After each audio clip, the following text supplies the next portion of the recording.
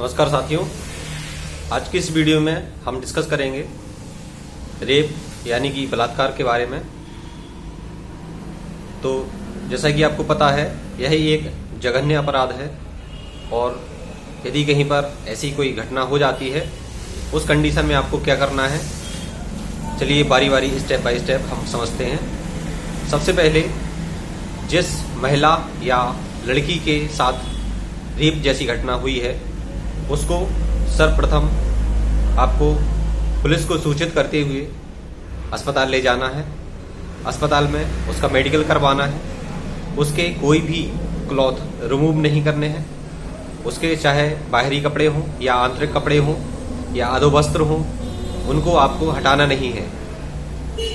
उसकी जो भी स्थिति है, उसी स्थिति में उसको अस्पताल ले जाना है, उसका मेडिकल कराना है।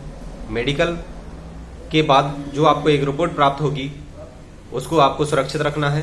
उसकी एक आपको कॉपी करवा लेना है और पुलिस को सूचना अवश्य देनी है। यदि आप एफआईआर नहीं करवाएंगे, किसी भी प्रकार से आपको न्याय प्राप्त नहीं होगा। एफआईआर यानी कि फर्स्ट इंफॉर्मेशन रिपोर्ट, जिसको हम प्रथम सूचना रिपोर्ट भी कहते हैं, बहुत ही आवश्यक होती है। ये आपकी क्रिमिनल मैटर में आएगी और बहुत ही आवश्यक होती है, जो कि आपके लोकल थाने में दर्ज की जाएगी पुलिस के माध्यम से। इसकी सूचना जो है आप ओरली भी दे सकते हैं और आप लिखित में भी दे सकते हैं।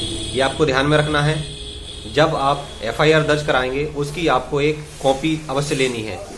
एफआईआर की कॉपी थाने के माध्यम से आपको थाने की मुहर और हस्ताक्षर, जो कि वहाँ के थानाध्यक्ष या फिर कहें कि थाना प्रभारी होंगे, वो अपने हस्ताक्षर द्वारा उसको निर्गत करेंगे। उसको लेकर के आप अपने पास रख लीजिए और जब फर्दर प्रोसीडिंग होगी, जब आपको बुलाया जाएगा, तब आपको उपस्थित होना है। और किसी भी प्रकार से आपको परेशानी की स्थिति में आपको अधिवक्ता से संपर्क करना है। आप एक अधिवक्ता को नियुक्त करिए। यदि आप विकासखंड चिरगांव, जो कि जनपद झांसी के अंतर्गत आता है, उस क्षेत्र में यदि आप निवास करते हैं, तो आप मुझसे यानी कि एडवोकेट हंसराज सिंह से भी संपर्क कर सकते हैं। या फिर आप झांसी जनपद में कहीं भी रहते हैं, तब भी आप मुझसे संपर्क कर सकते हैं। आप मुझे कॉल भी कर सकते हैं या फिर आप मुझे गूगल पर भी सर्च कर सकते हैं, एडवोकेट हंसराज सिंह लिख करके। तो चिरगांव एरिया में मेरा जो चैम्बर है, वहाँ पर आपको लोकेशन हर चीज़ मिल जाएगी। आप मुझको कमेंट भी कर सकते हैं, व्हाट्सएप भी कर सकते हैं। इस वीडियो में आपको उसका जो भी है डिटेल आप शेयर कर देंगे, तो मैं आपसे कांटेक्ट कर लूँगा।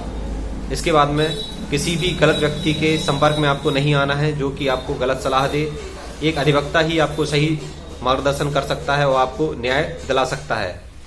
कुछ बिचौलिए होते हैं जो कि अपने उल्लू सीधा करने के लिए कुछ गलत परामर्श दे देते हैं और कहीं आपको यहाँ भेजते हैं, कहीं वहाँ भेजते हैं। तो इस प्रकार से आपका टाइम जो है वेस्ट होता है और क्रिटिकल टाइम होता है। किसी भी स्थिति में आपको रेप विक्टिम को नहलाना नहीं है। नहलाना नहीं है जब तक उसका मेडिकल ना हो जाए। जब डॉक्टर बोलेंगे तभी आपको उसको नहलाएंगे, वरना आप उसके ना तो कपड़े धोएंगे और ना आप उसको नहलाएंगे। वरना क्या होता है, अमूमन गांव की जो महिलाएं होती हैं, उनको जानकारी नहीं होती है और रेप विक्टिम को वो जो स्थिति है, उसकी स्थिति को परिवर्तन कर देती हैं। यानी कि जैसे कि उसकी अर्धनग्न अवस्था है या नग्न अवस्था है, तो उसको किसी भी प्रकार से क्या बोले उसको कि चेंज कर दिया है, आपने उसको कपड़े चेंज करवा दिए हैं, तो आपका पूरा मैटर बदल जाएगा। उस स्थिति में पुलिस जो महिला कांस्टेबल होती है, वो ठीक से जांच नहीं कर पाएगी और आपका मेडिकल में दिक्कत होगी। क्योंकि इसमें सबसे बड़ा कारण होता है कपड़े चेंज ना करने और नहलाने के लिए मना करने का। तो उसका ये कारण होता है कि जो आपके नाबालिग लड़की है या बालिग लड़की कोई भी है, जिसका हाइमन ब्रेक नहीं हुआ होता है, जिसको अपन शुद्ध हिंदी में बोलते हैं सीलभंग, यदि उसका पूर्व में कभी भी सीलभंग नहीं हुआ है, तो उस स्थिति में उसका ब्लीडिंग होना एक जायज़ सी बात है, एक जाहिर सी बात है। तो उसकी ब्लीडिंग, उसकी स्पॉटिंग जो है उसके अधोवस्त्र पर अवश्य मिल जाएगी और जो रेप करने वाला है उसका सीमन सैंपल भी वहाँ पर मिल सकता है। तो ये फॉरेंसिक जांच के लिए भी भेजे जाते हैं वो कपड़े। तो फॉरेंसिक जांच में उसका सीमन सैंपल लिया जाता है और ब्लड सैंपल भी लिया जाता है। अब ब्लड सैंपल के साथ में डीएनए वगैरह भी होता है वहाँ पर प्रेजेंट, और जो आंतरिक अंग होते हैं वहाँ का जो है स्वाइप सैंपल भी लिया जाता है, ताकि सही अपराधी का पता लगाया जा सके। और यहाँ पर एक चीज बहुत ध्यान रखने वाली होती है कि जो रेप विक्टिम है उसके बयान सबसे ज्यादा महत्वपूर्ण होते हैं। तो इस प्रकार से आपको ये सारी स्टेप को फॉलो करना है।